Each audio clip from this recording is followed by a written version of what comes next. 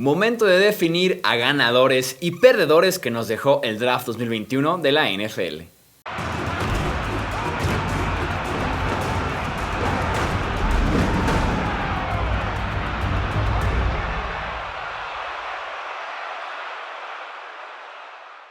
¿Qué tal amigos? ¿Cómo están? Bienvenidos a un nuevo episodio aquí en el podcast de Hablemos de Fútbol. Yo soy Jesús Sánchez y tenemos de regreso a la dupla que estuvieron pidiendo después de unas pequeñas vacaciones y además hacer una pausa en toda la cobertura de NFL para enfocarnos 100% en el draft. Bienvenidos de regreso Tony Álvarez y también Alejandro Romo. ¿Cómo están amigos? ¿Qué tal, Chuy? Alex, un placer. Como siempre, ya los extrañaba. Ya extrañaba platicar de fútbol americano y qué mejor forma que retomar estas actividades que con lo que nos dejó el draft, porque la verdad es que sí hay bastante que hablar de eso. ¿Qué onda, mi Romo? ¿Cómo estás? ¿Qué tal, Chuy? ¿Qué tal, Tony? De verdad que muy contento de por fin estar de vuelta, de por fin poder platicar del NFL, muy emocionado de platicar de todo lo que fue el draft, de ganadores, perdedores. Me encanta la idea, de verdad. Tenemos mucho que comentar en este episodio y en los que vienen en el resto del off-season de cara a llegar a training camp, a llegar a pretemporada, y ese ya es otro tema, pero tenemos que primero superar el verano y una forma de superarlo es con ganadores y perdedores del draft 2021. Cada quien eligió dos para cada una de las categorías, así que nos arrancamos de una vez. Venga Tony con tu primer ganador del draft. Me voy a ir con los Chicago Bears porque había mucha incertidumbre con este equipo y hay que ser realistas, todavía la hay, pero el simple hecho de haber realizado esos movimientos en la primera ronda, a pesar de que sí costó algunos picks del próximo año, para poder obtener a su quarterback que creen es el quarterback franquicia, el bueno, no como Mitch Trubisky, después de los errores precisamente en ese draft, dejar pasar a Deshaun Watson, no podían volver a cometer ese error y por eso fueron por Justin Fields y tenemos que darles palomita a los Bears. No solamente es el obtener un quarterback que, insistimos, creemos todos puede ser uno franquicia y que para muchos será tal vez el número 2 por debajo de Trevor Lawrence. Está debatible, podemos presentar argumentos para quién pudiera ser tal vez el número 2 de la clase de quarterbacks del draft. Pero también podemos decir que tomaron ahí a un liniero ofensivo, un tackle que llama la atención, Tevin Jenkins, que puede jugar como tackle derecho. Eso sin duda alguna va a ayudar a este equipo y más adelante en el draft también tomaron a otro tackle versátil que muchos creen pueden convertirlo en guardia, Larry Broom. Entonces creo que puede ser algo muy productivo para esta ofensiva muy golpeada e inconsistente, que si bien pudiera ser en los controles Andy Dalton el que se presente para arrancar la temporada, el hecho de tener a alguien como Justin Fields ahí, lo que pueda aprender, pero con el talento ya que trae él desde colegial. Esto inclusive puede significar convencer a alguien como Allen Robinson, mayor dinamismo en esa ofensiva, mayor impacto y una defensa buena, pero que no había tenido ayuda de su ofensiva. Puede ser que en los años venideros, inclusive con impacto inmediato en el 2021, pudieran tener ayuda de esa ofensiva y la verdad es que creo que sí, por eso los Bears son ganadores.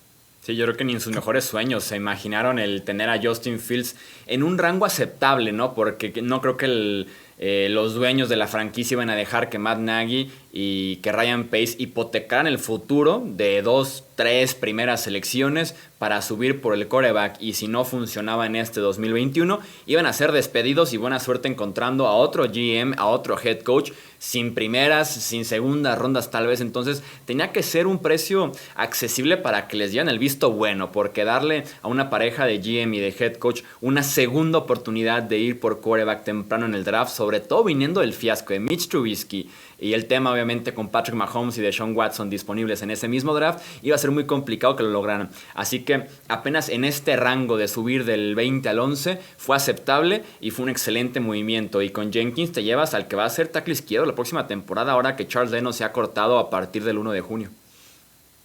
Justamente así como lo dices, y yo creo que, bueno, hay que hacer mucho énfasis en el pick de Justin Fields, porque así como tú lo dijiste, ya no quieren, digamos, seguirse aferrando a los errores del pasado, que eso me parece bien. Digo, tardaron 4 años en poder decirle adiós a Mitch Trubisky, pero ya por fin tienen, digamos, un proyecto que se ve prometedor, porque realmente, digo, después de la firma de Andy Dalton, yo me cuestionaba que a qué estaban jugando los Bears, ¿no? O sea, creo que ha sido una franquicia que por toda su historia nunca han tenido un quarterback realmente competente, un quarterback que de verdad haga diferencia, que cuando tomaron a Trubisky pensaron que sería, pero que definitivamente en Justin Fields yo sí veo a alguien que por su estilo de juego, por lo físico que es y por lo excelente que es en esas lecturas y en ese brazo que tiene un cañón prácticamente, puede hacer una diferencia muy grande, ¿no? Y además, teniendo a Andy Dalton de mentor,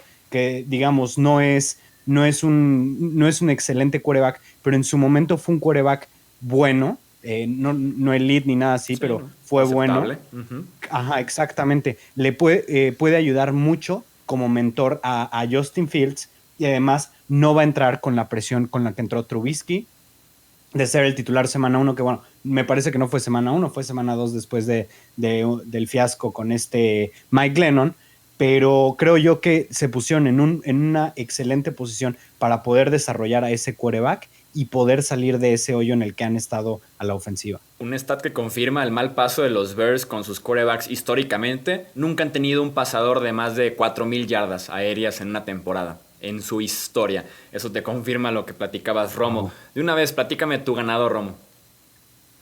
Fíjate que yo voy a ir con los Cleveland Browns y te voy a explicar por qué. En el en vivo del draft no me encantó al principio su pick de primera ronda, Greg Newsome segundo de la Universidad de Northwestern, porque yo estaba casado con la idea de que los Browns tenían que ir en primera ronda por Jeremiah Owusu-Koramoah, que les terminó cayendo en la segunda ronda del draft después de hacer un trade-up. Me parece que se llevaron a dos de los mejores talentos del draft, los que había disponibles, y además cubrieron sus dos necesidades principales en primera y en segunda ronda.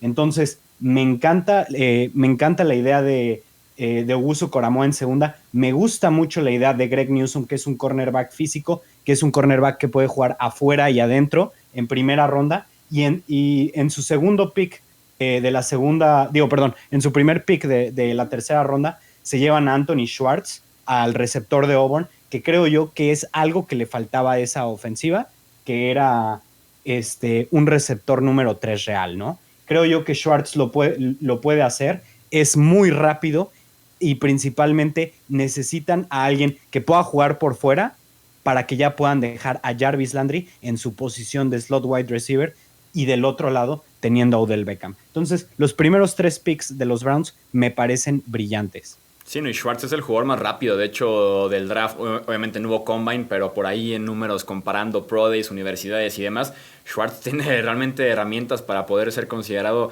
el más rápido, te da esa dimensión adicional de la ruta vertical. Yo estoy muy de acuerdo, lo que hizo Cleveland en este offseason en general para apuntar al costado defensivo, me encantó, secundaria, después linebacker. E incluso ese tercer pick que tienen, que es el de cuarta ronda ya con James Hudson, el tackle ofensivo, ¿quién dirá que Cleveland está con un roster tan bien trabajado que se pueden dar ese lujo de en cuarta ronda, apenas el cuarto pick de este draft, e ir por un tackle ofensivo suplente, ¿no? O un swing tackle para su excelente juego terrestre? Así de bien trabajado está ese roster de Cleveland, me encantó. Y los Schwartz, nada más para complementar, por sus características, de acuerdo a lo que conocemos, pues creo que no podemos meter las manos al fuego porque Odell Beckham Jr. va a jugar 17 encuentros, ¿no? En una temporada, ¿no? Entonces, esa durabilidad obviamente va a pasar factura seguramente en algún momento, y ahí es donde Schwartz entra. Y pues la defensa de los Browns, que era buena, pero faltaba ayuda, ¿no? A Garrett o algo de impacto desde la secundaria, front seven, etcétera. Pues ahora ya van a tener mayor ayuda en ese sentido, y la verdad es que son el equipo a vencer, ¿no? En el norte. Va a estar buenísima la competencia, creo yo, en la secundaria de los Browns durante Training Camp. Voy con mi primer ganador para seguir con esta dinámica, los Kansas City Chiefs. Creo yo que se tienen que considerar los cambios que haces con tus selecciones del draft como parte de tu calificación, hablando del evento como tal, ¿no? En ese caso, el cambio que hacen por Orlando Brown Jr. es parte, creo yo, de lo que hacen los Chiefs en el draft 2021. Cambian su primera ronda, entra un montonal de picks en el paquete, termina siendo una segunda ronda media, lo que pagan por Brown Brown, que tiene solamente un año de contrato, pero tienes un tackle izquierdo seguro, además muy joven, con muchísimo potencial, con versatilidad, pies muy ligeros que te puede jugar en el ataque terrestre, también te puede defender al quarterback. Entonces, en ese sentido, Orlando Brown Jr. es un pick seguro que tienen los Chiefs con su primera ronda. Después, Nick Bolton, el linebacker de Missouri, que se especializa en el juego terrestre. Es un tipo chaparrito, muy cuadrado, que le encanta ir norte-sur en el ataque terrestre del rival. Una defensiva de los Chiefs que fue 26 por tierra en 2019, 21 por tierra en 2020 y que se convirtió Super Bowl Lenny en pleno Super Bowl, por lo que les pudo correr a estos Kansas City Chiefs. Y todavía Creed Humphrey, el centro de Oklahoma, que para algunos era el segundo mejor centro de esta clase del draft. Se le encuentran en una excelente posición para asegurar, ahora sí, prácticamente toda la línea ofensiva, que fue lo que te falló hace unos meses en el Super Bowl. Tiene titulares muy buenos, excelentes suplentes también, y terminan de redondear, creo yo, un roster que de por sí ya es un roster de Super Bowl. Así que, en mi opinión, ganadores los Kansas City Chiefs.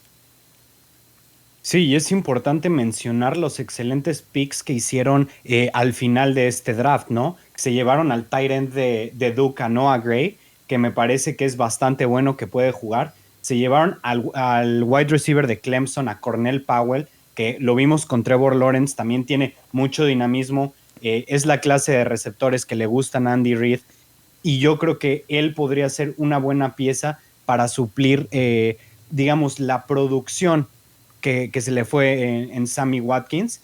Y bueno, además de esto, en sexta ronda se llaman a Trey Smith de la Universidad de Tennessee, un tackle gigante que tiene mucha experiencia, que jugó mucho tiempo. A mí lo que me pareció más brillante de este draft fue el valor que consiguieron en esos últimos 3 picks, que digo, o sea, dejando a un lado lo que se llevaron en primeras rondas, que es muy convincente, creo yo que la profundidad que le metieron, por ejemplo, con este Trey Smith a la línea ofensiva y con el centro, este Creed Humphrey, es invaluable para Patrick Mahomes. Pasaron de tener una línea que fue un verdadero problema en el Super Bowl a que ahorita en papel podría verse como una de las mejores líneas ofensivas. Totalmente. Sí, la urgencia, ¿no? Al menos entre agencia libre y el draft se notó para poder proteger a Patrick Mahomes después de lo que tenían ahí, ya sea por cuestiones de dinero, otras decisiones de salud de algunos de esos hombres importantes, entre Fisher, Schwartz, etcétera. Pero como lo decía Chuy, o sea, no nada más están los titulares, por fin tienen depth chart, ¿no? Tienen profundidad, que era algo que evidentemente no existía en Kansas City. Y creo que para complementar lo que decía Alex, del receptor y el tight end que toman, creo que ahora por fin, digo, yo sé que Watkins produjo, pero creo que no había en realidad un receptor 2 a la altura de lo que podía ser Tyreek Hill para complemento como tal. Creo que ahora lo tienen, digo, habrá que ver cómo embona, ¿no? el engranaje con Patrick Mahomes y lo que pueda aportar Hill como, vamos a decir, distracción para poder ayudarle al novato. Pero hasta con un segundo tight end, creo que los paquetes ofensivos simplemente se pueden poner más creativos para Andy Reid y compañía, ¿no? Entonces va a ser muy interesante ver esta ofensiva nuevamente. Y si pensábamos que habían perdido un pasito por ahí, por lo que vimos tal vez en los últimos minutos del último juego de playoff y el Super Bowl, evidentemente lo reforzaron, ¿no? Sí, me acuerdo todavía cuando en el off-season cortan a los 2 tackles ofensivos y empezó la crisis tuitera de cómo iban a proteger a Patrick Mahomes. Fue solamente dar un paso para atrás para agarrar vuelo y tener, como dices Alex, de las mejores líneas ofensivas de la NFL actualmente.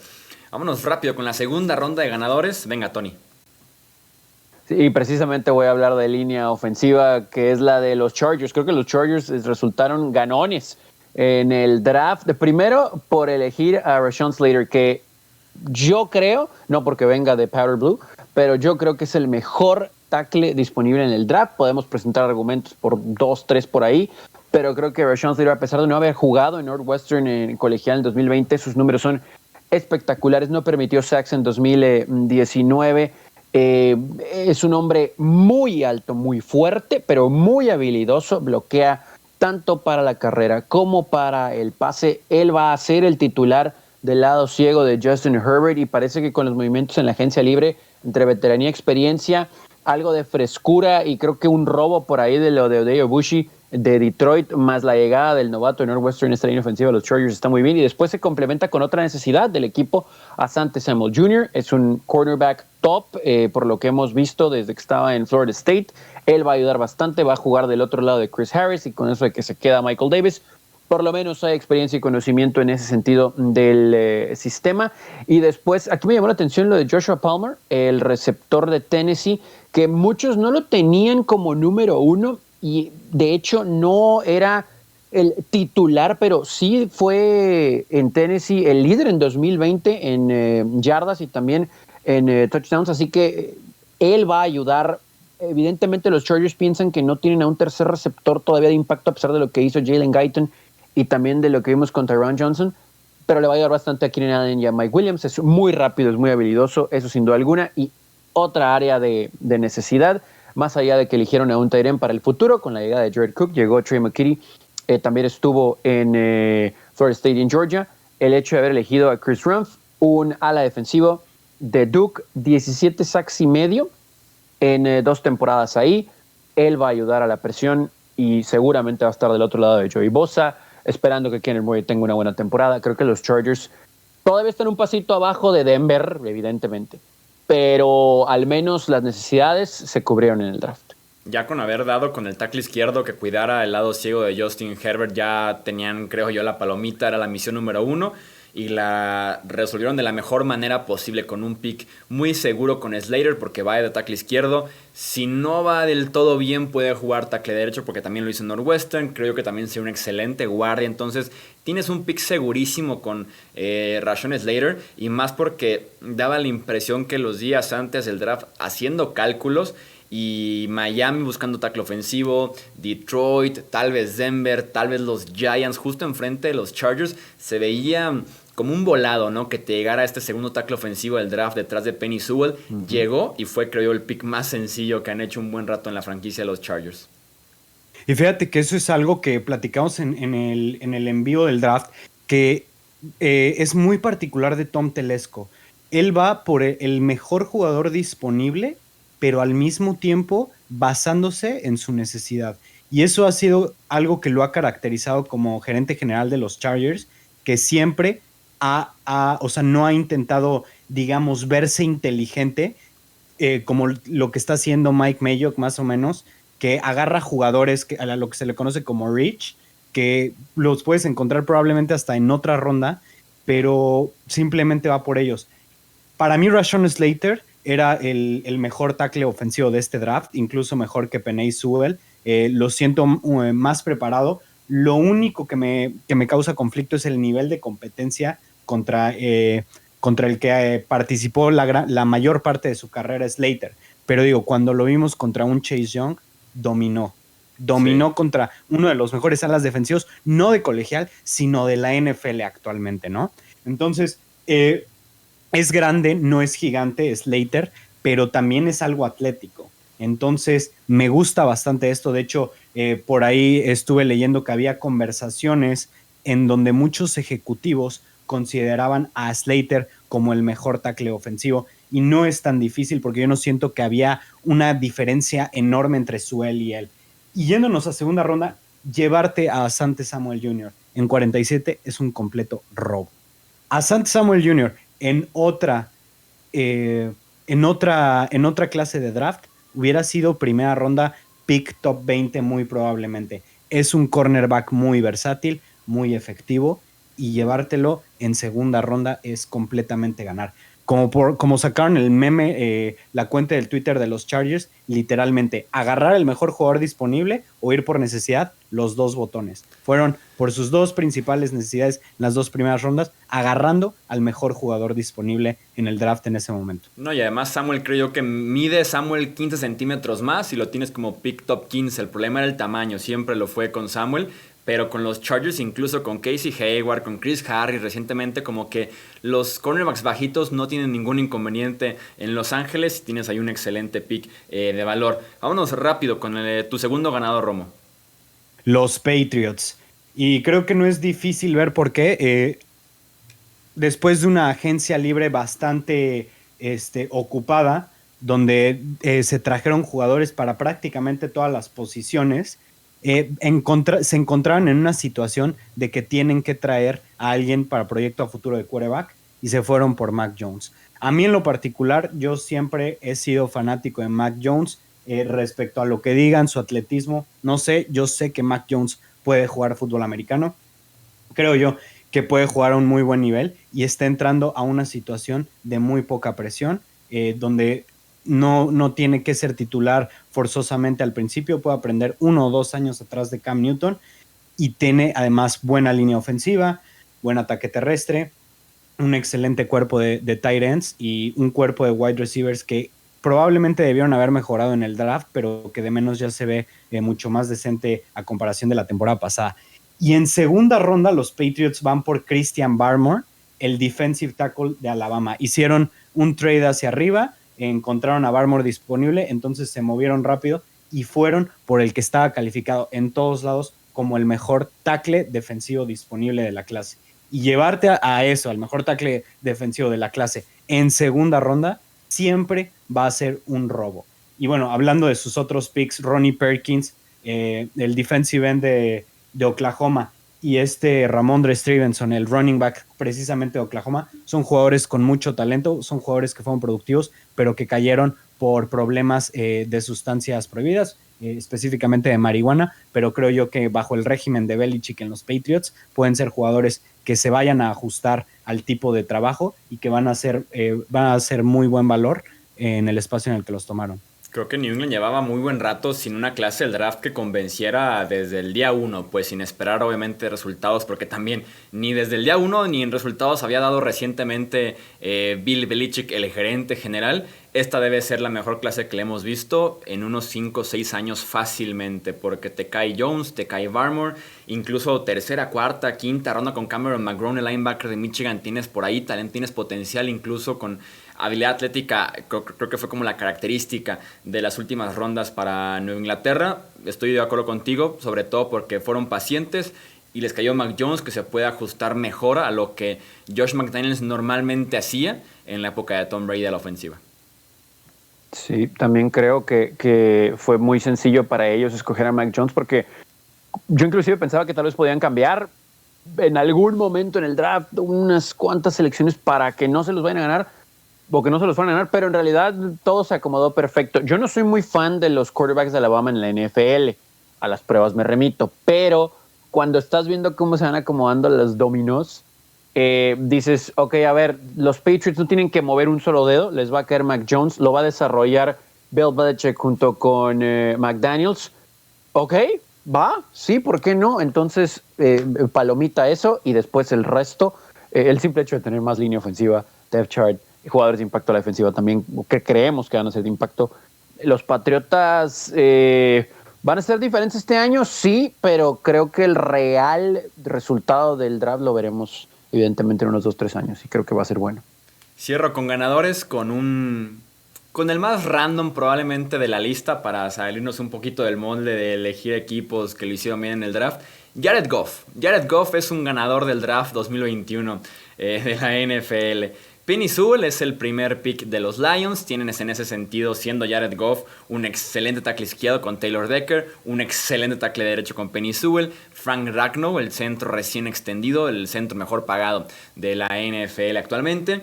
Y sobre todo, yendo por Penei Sewell, es que los Lions le dan un voto de confianza a Jared Goff, ¿no? O sea, estaba en el roster seguro por la cantidad de dinero que gana este año y todavía en 2022, que tiene mucho dinero garantizado.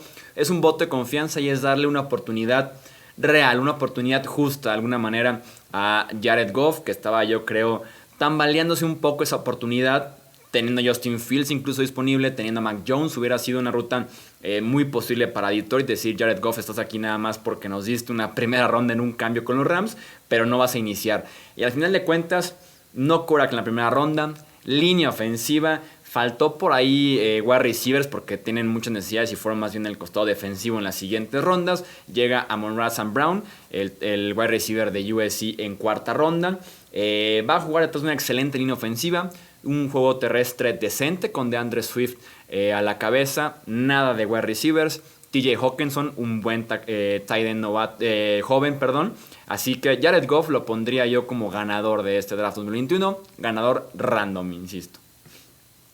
Fíjate que yo siento que les hizo falta valorar un poco, o bueno, más bien llevarle más receptores, un poquito más de armas, ¿sabes? Después de perder a Golladay y sí, es el peor grupo de wide receivers de la NFL, pero es el peor roster en general. Entonces, lo mejor disponible fueron muy defensivos. Tackles defensivos, fueron cornerback, fueron safety. Lo que venga es bueno para Detroit. Pues aquí simplemente es Goff. No teniendo competencia directa, ya es para él, creo yo, un excelente escenario después de salir de los Rams de esa forma. Sí, eso es muy cierto. Y además, pues que le lleven a alguien que probablemente vaya a ser uno de los mejores tackles de la liga por los siguientes, no sé, 10, 12 años, está perfecto para él y para su seguridad. Sí, sobre todo eso que no tiene competencia, ¿no? Creo que el simple hecho de tener trabajo y ser titular indiscutible, al menos en este con lo que gana, ya fuera suplente, titular o lo que sea. Sí, es verdad. Vamos con los perdedores de este draft. Vamos a cambiar ahora el orden. Vas, Romo. Los Packers. Digo, lo primerito que tenemos que decir es cómo Adam Schefter sacó la historia el día del draft para, digamos, desestabilizar todo sobre Aaron Rodgers, ¿no? Creo yo que ya está ya está por salir Aaron Rodgers de Green Bay. No creo que sea una situación como la de Deshaun Watson, donde los Texans se aferraron a que se quede, sino creo yo que lo van a tener que respetar, y creo yo que no va a jugar la temporada del 2021 con los Packers. Pero yéndonos a la clase del draft, Eric Stokes de Georgia no me parece un pick bueno. Definitivamente creo yo que había varios jugadores, para empezar a Asante Samuel Jr. o Melvin Fogu, que eran mejores cornerbacks que se fueron hasta el día 2 o incluso en el día 3, y que yo no considero y no consideré en ningún momento a Stokes como un cornerback, digamos, que vaya a resolverte un problema de manera inmediata. En segunda ronda se llevaron a Josh Myers de Ohio State, que no me parece un mal pick ese, pero lo que sí me parece malo es que después de que sale todo el rumor de que Rodgers ya está muy inconforme por lo que porque no le han dado las armas, que se esperen hasta la tercera ronda para llevarse un wide receiver. A Amari Rodgers me gusta, pero creo yo que debieron verse mucho más, digamos, empáticos hacia Rodgers para poderle construir algo y, digamos, que tener un poquito más de seguridad de que él se pudiera quedar. Bueno, pues tal vez invertirle 2 picks en el día 2 es parte de un plan. A mí no es más mal en ese sentido. La inversión que se hace a la ofensiva es centro y wide receiver. Creo yo que es parte de un plan que pudieras presentarle a Rodgers de estar invirtiendo con todo, y que el primer pick fue defensivo, y estoy de acuerdo, fue alto ir por Eric Stokes en el número 29. Lo que yo tal vez reclamaría en el 62 con Josh Myers es que Creed Humphrey estaba disponible, se fue un pick después a los Chiefs, me parecía el mejor de los centros después de Landon Dickerson. Se me hace mejor Humphrey que Myers en este caso, pero si tomando en cuenta lo de la historia de Rodgers, que se revela 4 o 5 horas antes de la primera ronda, lo consideraría parte del draft y lo consideraría también en ese caso perdedores a Green Bay. Sí, da la impresión de que si no tuviéramos este drama, hubiera sido un draft aceptable, ¿no? De los Packers. El asunto es que creo que sí había otras direcciones en las que pudieron haber ido en primera ronda, con o sin el drama. Y nada más para agregarle un poquito de más leña, ahora resulta que Adam Schefter le dijo a Dan Patrick que pues en realidad nunca tuvo una fuente, ¿no? O sea, que él lo dedujo de la última conferencia de prensa de Rodgers por la forma en que habló. Entonces, bueno, no sé, después John Kuhn empezó a decir, me parece que Jermaine Jones también dijo que pues minimizaba, ¿no?, el problema, que era algo que se podía arreglar. No sé si se va a arreglar, honestamente, porque también conocemos cómo es Aaron Rodgers, pero creo que el draft en general pudo ser mejor de los Packers. Sí pudo ser mejor, y también nos hubiera ahorrado mucho drama con Aaron Rodgers si hubieran traído ahí una que otra armita ofensiva, porque, digo, lo platicamos toda la temporada anterior. Davante Adams es top 5 de la liga, ya lo sabemos. Pero cuando empiezas a rascarle y a que Rodgers hace mejor a Valdez-Scantling, pues qué bueno que los haga mejor, pero estaría muy bien que en lugar de que Rodgers los haga mejor, pues que sus receptores le ayuden a Rodgers en la ofensiva, ¿no? Entonces, sí. o a Davante Adams, ¿no? Entonces, Sí, no, es interesante el tema ese porque yo creo llegaremos ya seguramente a un podcast dedicado a Aaron Rodgers, pero yo creo que está un poco sobrevalorado el argumento de no le ayudan a Rodgers. Tenía un centro que hace unos días era el mejor pagado de la NFL que se fue en la agencia libre. David Bakhtiari, Davante Adams, Aaron Jones, Robert Tonyan en sus 10 touchdowns. En ese sentido creo yo que hay quarterbacks en peores escenarios. Si bien no están en un all-in como lo han hecho otras franquicias con quarterbacks en el que dice, ¿sabes qué? Su último año o últimos años, vamos con todo. No ha sido el caso, han sido como más mesurados por lo mismo de ir por quarterback, ir por defensiva. Un head coach ofensivo, por ejemplo. Entonces creo yo que sí hay apoyo. No el que quisiera Aaron Rodgers, pero tampoco decir está en el peor roster ofensivo Rodgers de toda la NFL.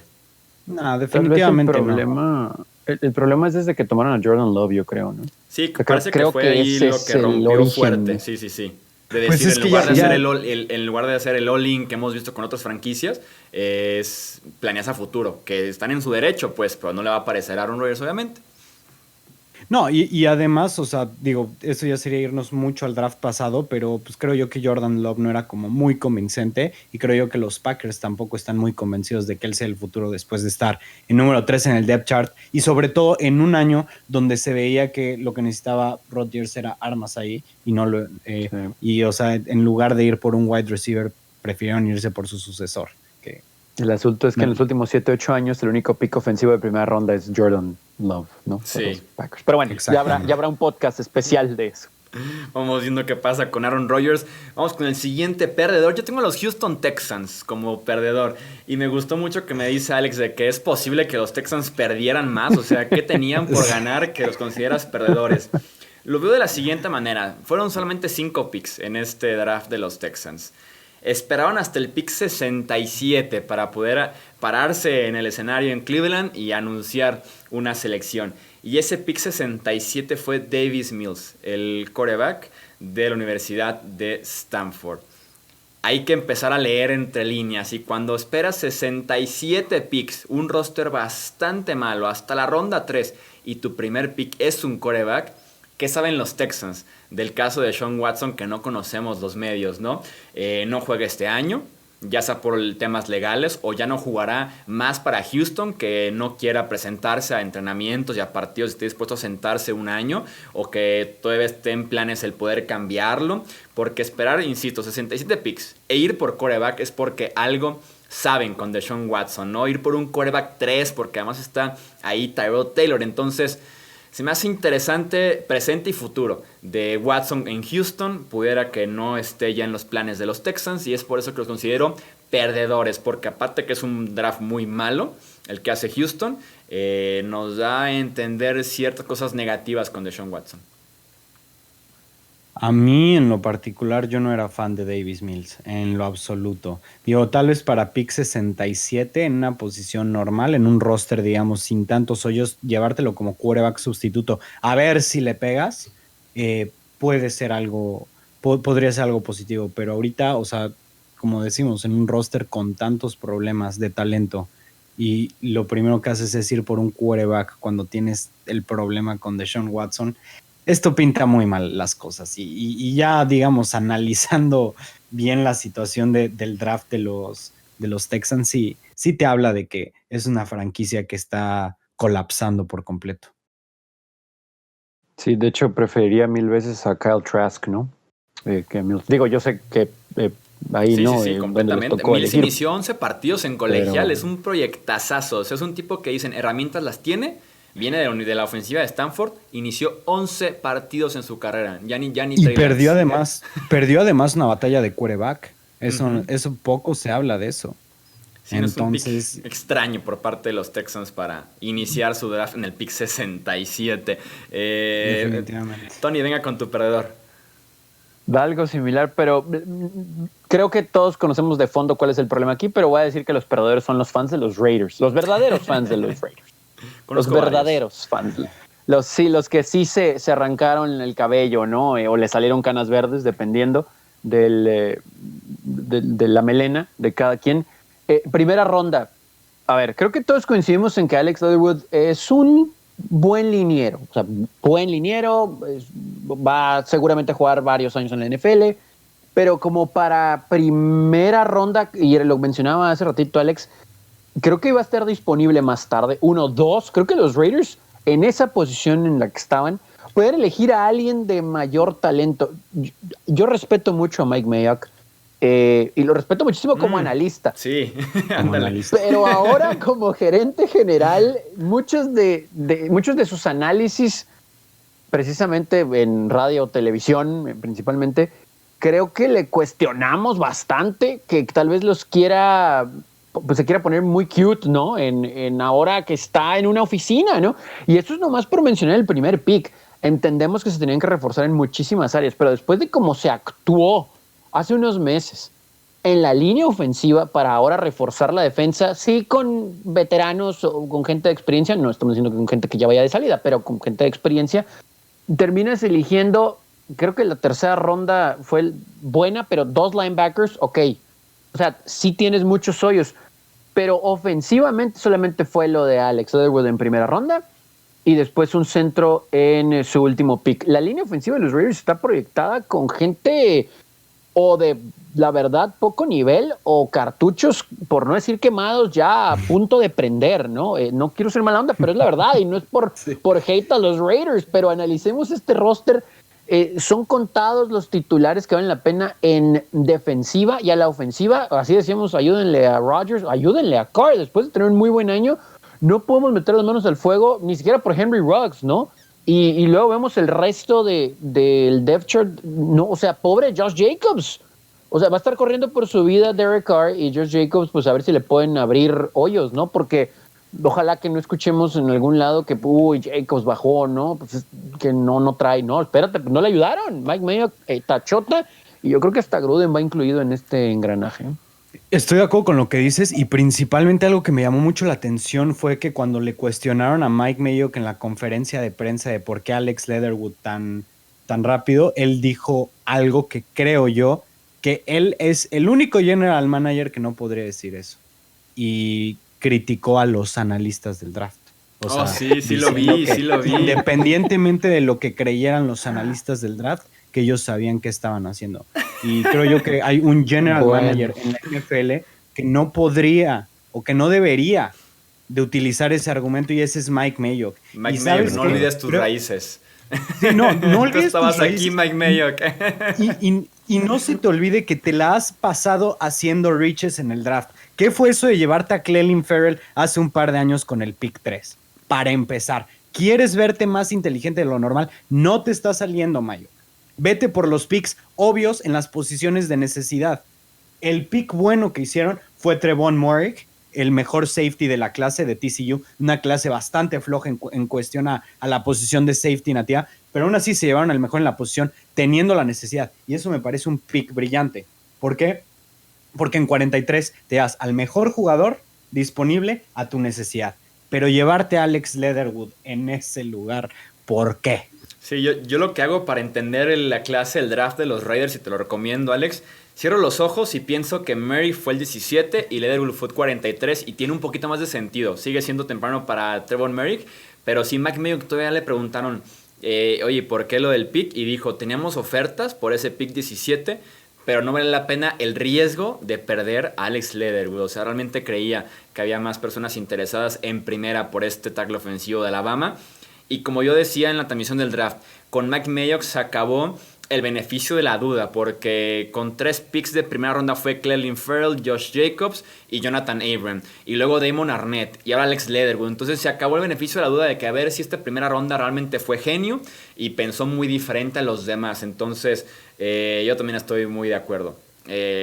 No sé si ha querido pensar diferente, si ha querido ser el más inteligente, si tiene sus métodos. Claramente no ha funcionado, porque capital de draft que tenía en los Raiders fue muy mal aprovechado, insisto, esos 3 picks de primera ronda y lo que ha hecho en los 2 años siguientes con Damon Arnett y ahora con Alex Leatherwood. Sí, ha sido muy cuestionable Mike Mayock, tan buen analista que era y ha quedado de ver, sin duda alguna, como gerente general de los Raiders. Vamos con la siguiente ronda de perdedores. Vas, Romo. Ya para cerrar. Pues mira, aquí tengo un poco de conflicto con este perdedor que es Jimmy Garoppolo por el hecho de que draftearon a su sucesor cuando él está todavía joven, ¿sabes? Cuando él podría jugar otros 8 años en la NFL y por eso definitivamente lo veo como un perdedor, porque ya la seguridad de su trabajo es prácticamente nula, ¿no? Ya ahorita no puede ser el quarterback mediocre o el quarterback game manager que había sido, porque ahora sí ya tiene, digamos, competencia real en un quarterback de talento top 3, el cual en lo particular no lo veo yo, pero por algo yo no soy scout ni general manager, ¿no? Pero también por parte se llevan a un guardia ofensivo que, digo, le va a funcionar bastante, y se llevan a un running back que a mí en lo particular me encanta, que es Trey Sermon. Entonces, también lo ayudaron en parte, pero pues literalmente, o sea, lo que hicieron fue, digamos, viendo a futuro para Trey Lance, ¿sabes? A menos de que haga un salto inmenso en su nivel, no va a haber manera en la que pueda conservar su trabajo como titular. Se ha dicho mucho en conferencias de que hay paciencia con Trey Lance, de 1 año, incluso Jed York, presidente de los Niners, dijo que hasta 2 años en la banca para Trey Lance y lo hacía bien Garoppolo.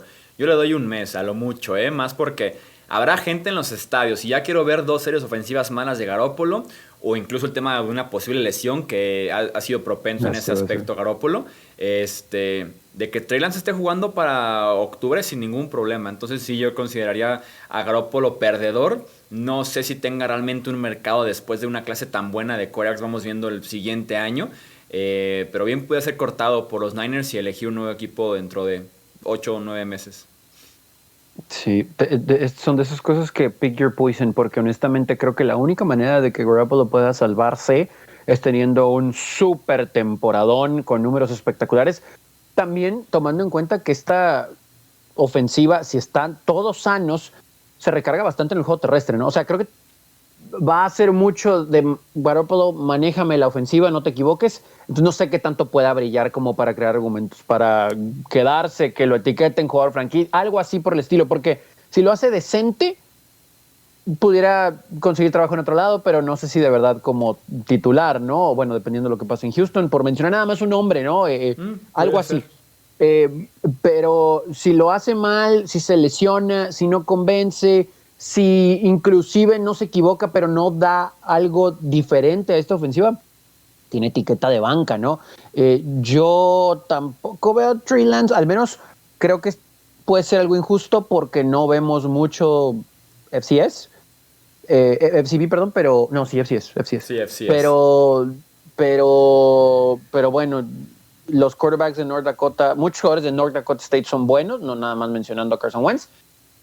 Algo debe tener, ¿no? Este muchacho. Pero yo tampoco creo, híjole, no sé si híjole, es que creo que todos veíamos a Deshaun Watson de rojo y dorado. Pero bueno, esa es otra historia. No, es que, ¿sabes qué? La cuestión que a mí me preocupa con Trey Lance, ya nada más para cerrar rápido, es que, o sea, promediaba 18 pases por partido en una ofensiva tipo, digamos, NFL en segunda división. Entonces te habla de que el coach estaba protegiendo demasiado a Trey Lance por algo, ¿no? Digo, igual no lo pudieron desarrollar por completo, pero también me pongo a pensar y digo, ok, tenían el pick 3. John Lynch ha hecho buenos picks en general, ha ido, digamos, nunca se ha dedicado a hacer reaches estilo Mike Mayock.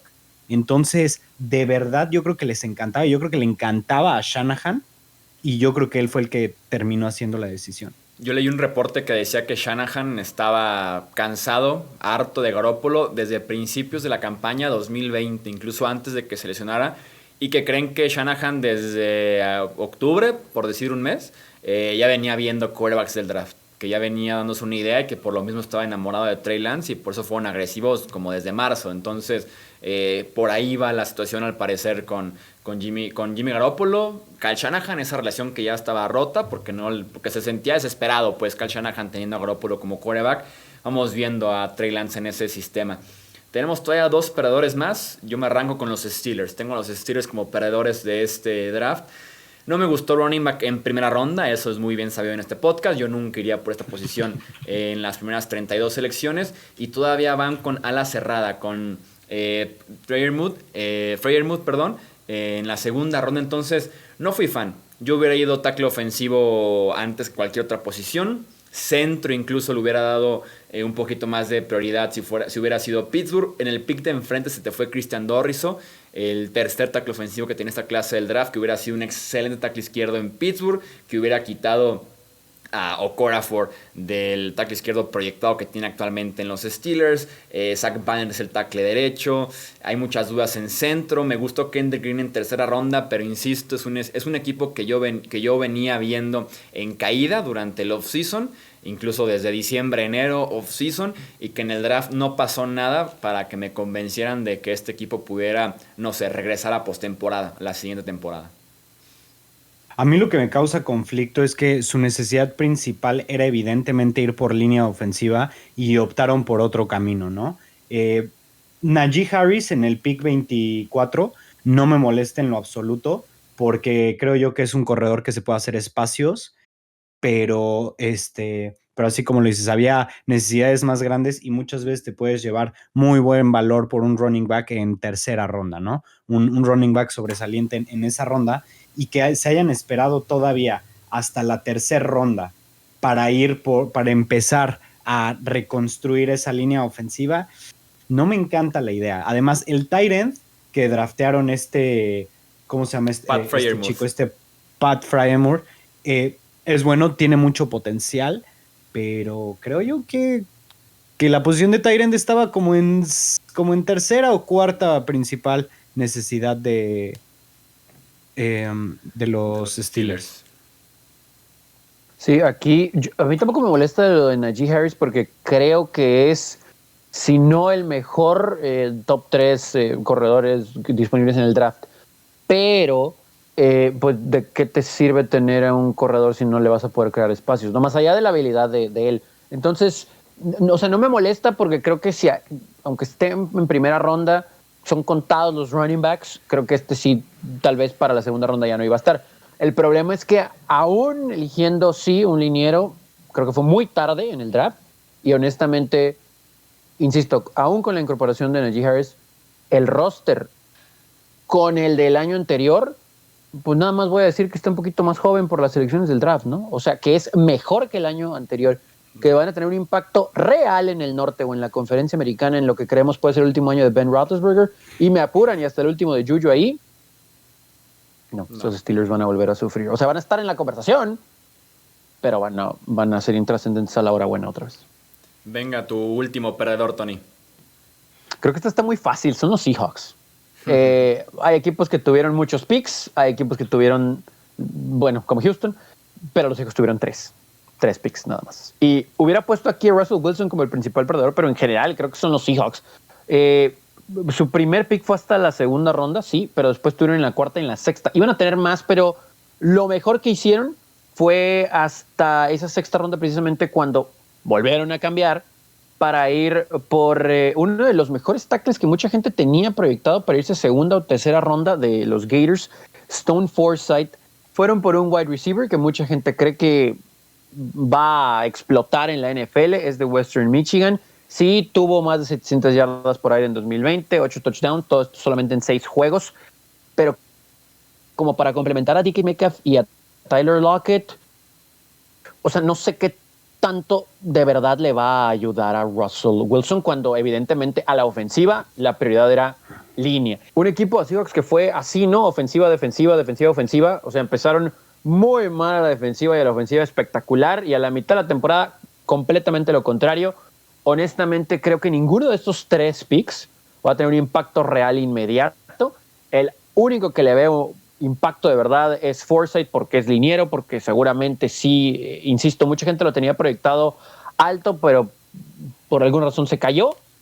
Pero de ahí en fuera nada, y tanto hablábamos de Aaron Rodgers en las últimas semanas, pues es que le robó la atención de los berrinches de Russell Wilson, ¿no? Entonces, Sí. de verdad, los Seahawks mal, ¿no? Y lo que decía Russell Wilson era quejarse de que no lo protegía, ¿no? De que era un golpe tras otro. Y sí, tenemos línea ofensiva hasta la sexta ronda del pick 208, ¿no? Yo creo que Eskridge pudiera tener un rol importante como wide receiver 3, si es que se llega a aprender a la ofensiva, adaptarse a la NFL, que puede ser complicado por un wide receiver, sobre todo viniendo de Western Michigan, de la conferencia del Maction. Pero creo que sí es un draft muy flojo para Seattle, que tiene todavía necesidades en cornerback, en la línea ofensiva, sobre todo en el tackle derecho, pass rush, un tercer linebacker. Entonces vamos viendo este equipo de Seattle, pero se ve muy similar a lo que pasó con ellos el año pasado. Estoy completamente de acuerdo y principalmente si Russell Wilson se quejaba de que lo estaban golpeando mucho y creo yo que nunca han tenido un problema de que Wilson pueda jugar con wide receivers de poco nombre, ¿no? Lo vimos con Paul Richardson en su momento, lo vimos con este receptor que era el 83 Moore, David Moore. también David Moore el año pasado y digo, ahorita tiene a DK Metcalf y a este Tyler Lockett, creo yo que no era una principal necesidad de ir por un wide receiver, especialmente cuando había buenos jugadores, especialmente buenos linieros ofensivos en el pick 56, que fue cuando decidieron ir por la posición de wide receiver. Yo creo que más que los Seahawks perdiendo, yo diría que Russell Wilson fue el que perdió en este draft. Sí, no, y tal vez era la última temporada para que Seattle convenciera bien a Russell Wilson de quedarse a futuro, ¿no? Entonces, si están optando por estas decisiones y no resulta la temporada siguiente, pues luego que no se quejen, ¿no? De lo que pudiera decir o no Russell Wilson, o de forzar o no su salida ahora sí de los Seattle Seahawks. Leemos ahora sus ganadores y sus perdedores, ya sea en comentarios aquí en YouTube o también en Twitter, Facebook e Instagram nos encuentran como Hablemos de Fútbol. También por ahí leemos su opinión acerca de esta dinámica. En nombre de Tony Álvarez, de Alejandro Romo, yo soy Jesús Sánchez y eso es todo por este episodio.